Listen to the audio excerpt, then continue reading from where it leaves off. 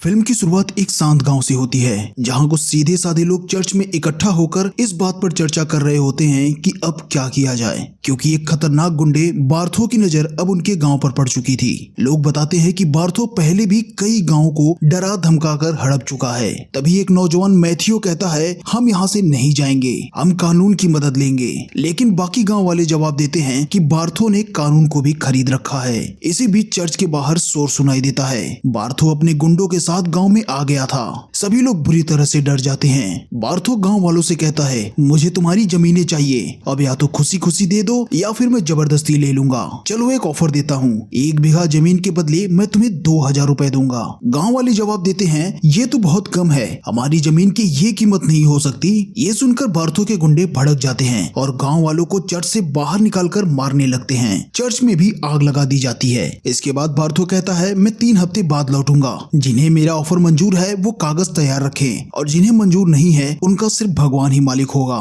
जाते जाते मैथ्यू बार्थो से कहता है, तू बहुत घटिया इंसान है, जमीन के लिए इतना नीचे गिर गया। ये सुनकर बार्थो गुस्से में आ जाता है और मैथ्यू को गोली मार देता है। उसके आदमी बाकी गाँव वालों पर भी गोलियां चला देते हैं। इसके बाद बार्थो शेरिफ से कहता है, इनकी लाशें कुछ दिनों तक यहीं पड़े रहने दो, ये बाकी लोगों के लिए चेतावनी होगी। मैं 3 हफ्ते बाद लौटूंगा।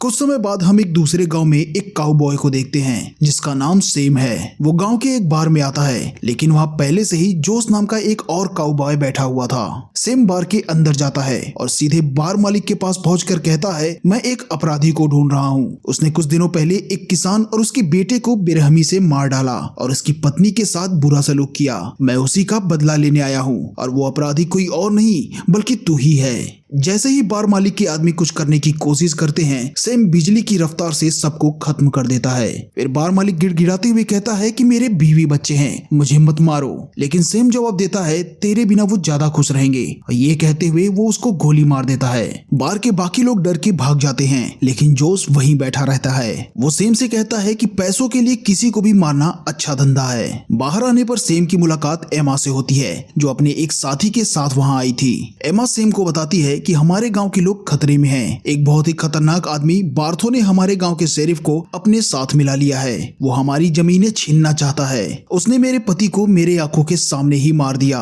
फिर एमा कहती है, हमें पता है तुम पैसों के लिए काम करते हो, इसीलिए हमने हमारे पास जो कुछ भी था वो सब इकट्ठा कर लिया है। ये लो, ये हमारे पैसे हैं, ये हमारा सब कुछ है। लेकिन सेम को पैसे से ज्यादा बार्थो में दिलचस्पी थी, जैसे उसके और बार्थो के बीच कोई पुरानी दुश्मनी हो। इसलिए सेम उसकी मदद के लिए तैयार हो जाता है, लेकिन वो कहता है कि हमें और लोगों की जरूरत पड़ेगी। उधर दूसरी तरफ जोस अपने घोड़े को वापस लेने आता है, जिसे उसने गिरवी रख दिया था। वो घोड़ा जोस जुए में हार गया था। तभी वहाँ सेम पहुँचता है और कहता है, घोड़े के पैसे मैं दे दूंगा, क्योंकि मेरे पास तुम्हारे लिए एक काम है। कुछ डरपोक गुंडों को सबक सिखाना है और उसके बदले मैं तुम्हें अच्छे पैसे दूंगा। जोस कहता है, ठीक है तो चलो। इसके बाद वो दोनों गांव से बाहर निकलकर काफी दूर आ जाते हैं। तभी सेम जोस से कहता है कि यहाँ से 20 मील की दूर पर एक सप्लाई स्टेशन है, वहाँ तुम्हें एक आदमी को ढूंढना है, उसका नाम है गुड नाइट। अब जल्दी जाओ और 3 दिन बाद मुझे सिटी जंक्शन पर मिलना। इसके बाद ये दोनों अलग अलग रास्ते पकड़ लेते हैं और फिर हम देखते हैं कि काफी दूर चलने के बाद सेम और एमा एक जंगल में एक झोपड़ी के पास पहुँचते हैं। वहाँ उन्हें विस्कस नाम का एक आदमी मिलता है। सेम उससे कहता है कि तुमने एक ऑफिसर को मारा था, तुम्हारे सिर पर इनाम है और तुम्हारे नाम का वारंट भी निकल चुका है। नियम के हिसाब से मुझे तुम्हें अभी मार देना चाहिए, लेकिन मेरे पास तुम्हारे लिए एक मौका है।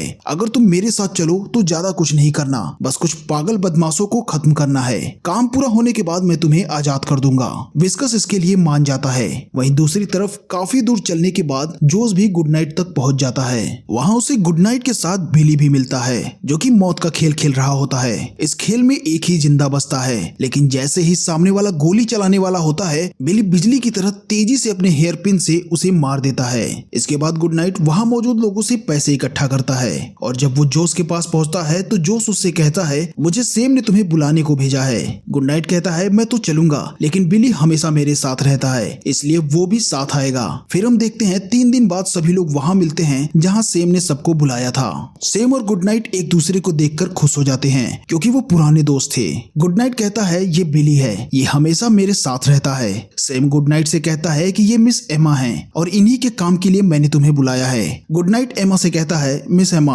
आप चिंता मत कीजिए, जल्दी सब कुछ ठीक हो जाएगा। उधर जोस विस्कस को देखकर कहता है, ओह तो यहाँ पर एक मैक्सिकन भी है।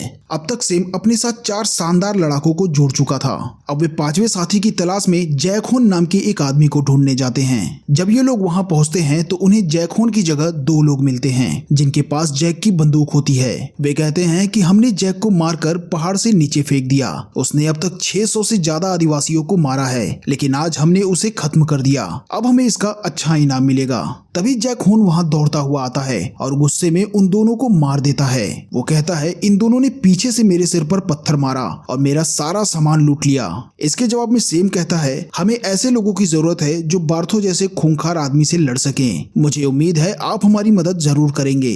इस पर वो आदमी कहता है ठीक है, वैसे भी मेरे पास कोई काम नहीं है, इसमें पैसे तो मिलेंगे ना। और फिर हम देखते हैं कि ये सभी लोग एमा के गांव की ओर निकल पड़ते हैं, लेकिन जल्द ही अंधेरा हो जाता है, इसीलिए ये लोग एक जगह रुक जाते हैं। रात के समय गुड नाइट सेम से पूछता है कि ये मिशन असल में है क्या। तो सेम बताता है कि इन गरीब गांव वालों के पास जो कुछ भी था उन्होंने सब कुछ दांव पर लगा दिया है। गुड नाइट कहता है कि अगर आज तुम्हारी बहन जिंदा होती तो उसकी उम्र भी इतनी ही होती। ये मिशन कहीं तुम्हारे दिल का मामला तो नहीं। सुबह ये लोग देखते हैं कि एक खतरनाक आदिवासी उनकी तरफ बढ़ रहा है। सभी चौकन्ने होकर इधर उधर देखने लगते हैं, लेकिन सेम कहता है रुको, मुझे इससे बात करने दो, मुझे इसकी भाषा आती है। सेम उस आदिवासी के पास जाकर कहता है हम एक नेक काम के लिए जा रहे हैं, हम बेगुनाह लोगों की जान बचाना चाहते हैं, तुम्हें हमसे डरने की कोई जरूरत नहीं है। आदिवासी उसकी बात सुनकर शांत हो जाता है। वो नीचे उतरता है और अपने शिकार का एक टुकड़ा सेम को खाने को देता है। सेम अपने साथियों के पास लौटकर कहता है ये हमारे साथ है, अपनी बंदूकें नीचे रख दो। अब जब रेड नाम का ये आदिवासी भी जुड़ जाता है तो सेम के साथ कुल 7 बहादुर योद्धा तैयार हो जाते हैं जो गांव वालों की मदद के लिए चल पड़ते हैं। लेकिन जैसे ही ये गांव के पास पहुंचते हैं गांव के सारे लोग अपने अपने घरों में छिप जाते हैं। गांव का सिर्फ बारो अपने आदमियों के साथ सेम को दरवाजे पर ही रोक लेता है और कहता है हथियार लेकर अंदर आना मना है। सेम कहता है मैं जानता हूँ तुम किसके इशारे पर काम कर रहे हो, अपने मालिक बार्थो से जाकर कह दो कि अगर उसे ये गाँव चाहिए तो मुझसे आकर छीन ले।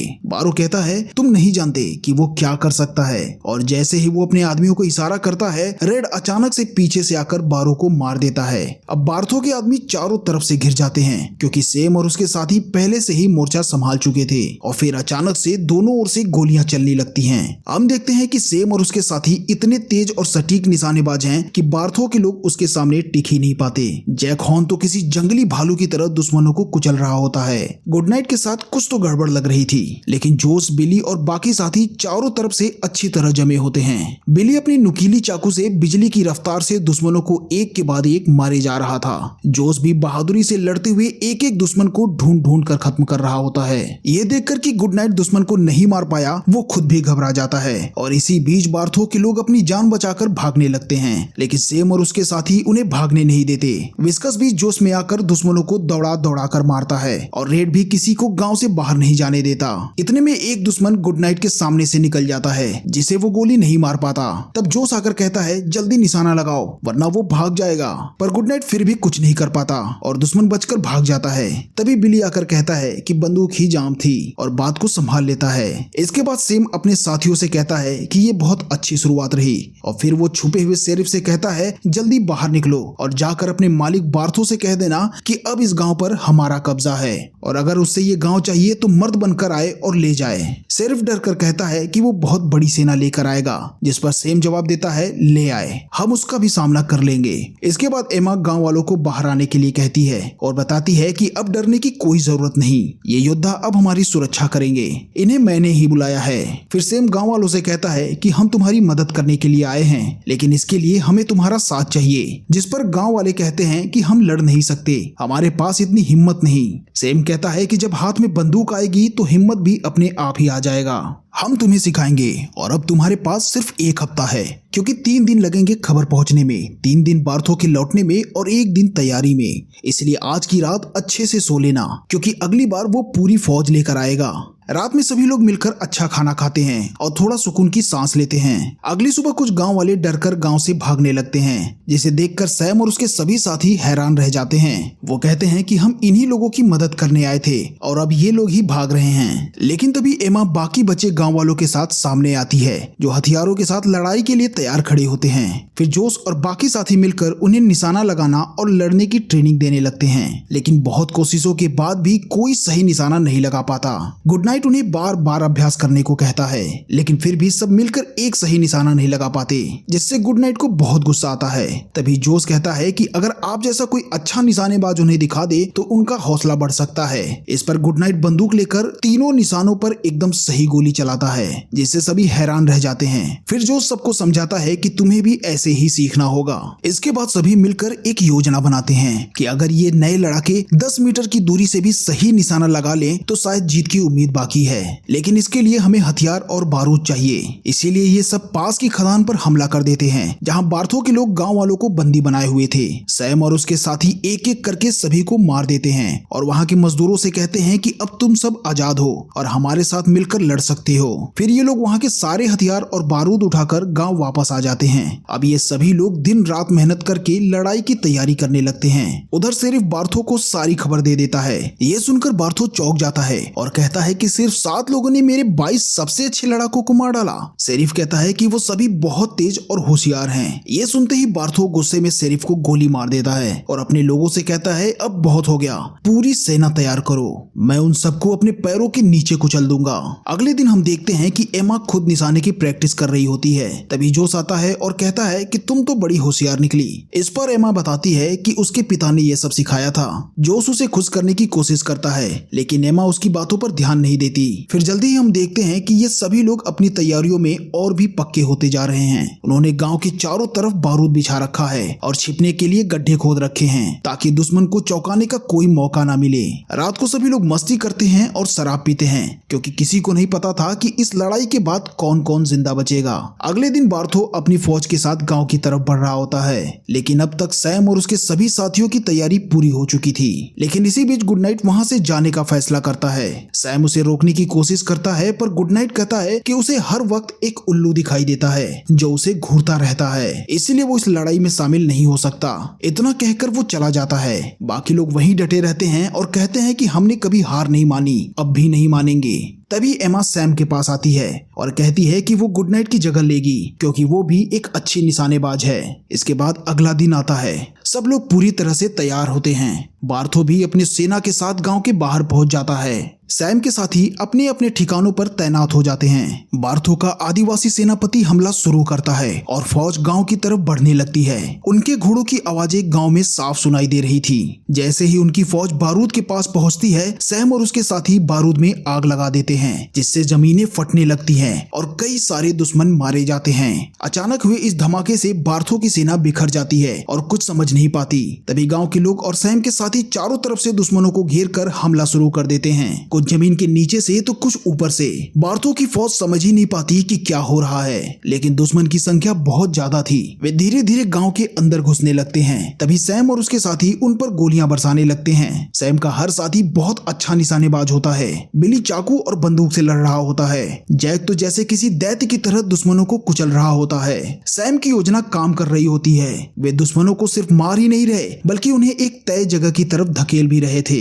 धीरे धीरे दुश्मन उनकी जाल में फंसता जा रहा था, जहां गांव के बीच में पहुंचते ही उन्हें चारों तरफ से घेर कर गोलीबारी शुरू कर दी जाती है। दुश्मन एक एक करके गिरने लगते हैं। गांव वालों की अंधाधुंध गोलियों से बार्थो के कई लोग मारे जाते हैं। ये देखकर बार्थो गुस्से में चिल्लाने लगता है, अब बहुत हो गया, जाओ और मेरा खास हथियार लेकर आओ। उधर सैम और उसके सभी साथी अभी भी मैदान में डटे हुए होते हैं। तभी लड़ते लड़ते जोस को एक गोली लग जाती है। ये देखकर विस्कस घबरा जाता है और चिल्लाता है, क्या कर रहा है?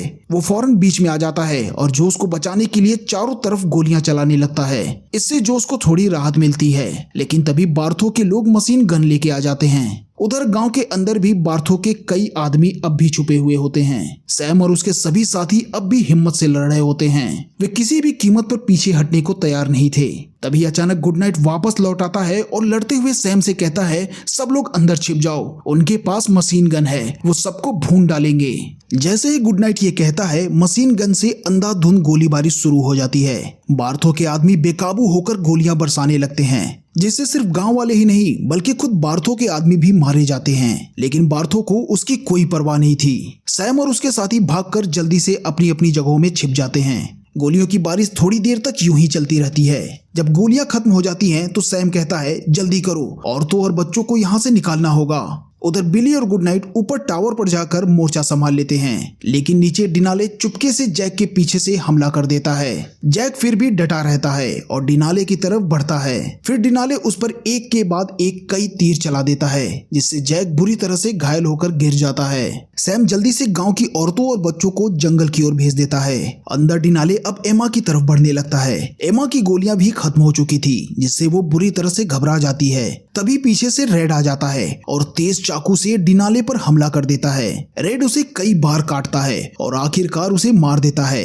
बाहर फिर से मशीन गन दोबारा लोड हो चुकी थी और दुश्मन फिर से गोलियां चलाने लगता है। अब गांव वाले इस हमले को नहीं झेल पा रहे होते। तभी जोस कहता है कि अब इस मशीन गन को बंद करना ही होगा। इसीलिए गुड नाइट और बिली ऊपर से जोस को कवर देने लगते हैं और सैम भी पीछे से कवर देता है। इसी बीच जोस एक घोड़ा लेकर मशीन गन की तरफ दौड़ता है। उसके सभी साथी उसे कवर दे रहे होते हैं।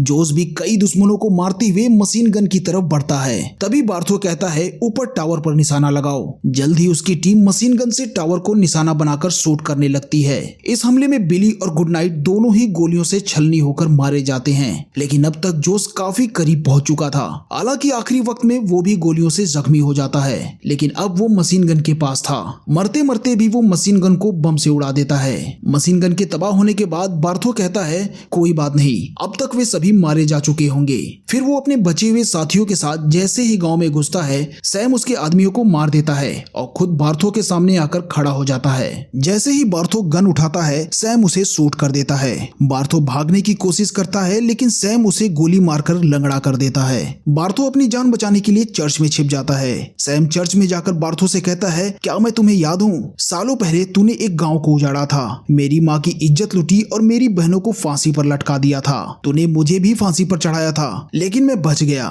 फिर सैम बार्थो का गला घोटने लगता है। बार्थो अपनी सीक्रेट बंदूक निकालता है और उसे शूट करने की कोशिश करता है, लेकिन तभी एमा पीछे से आकर बार्थो को मार देती है। आखिरकार सबका बदला पूरा हो जाता है। जब सैम बाहर आता है तो गांव वालों के चेहरे पर खुशी देखकर वो भी खुश हो जाता है, लेकिन इस लड़ाई में बहुत सारे लोग मारे जा चुके थे। साथ ही साथ उसके 4 साथी भी मारे गए थे। अब तो केवल 3 ही बचे थे।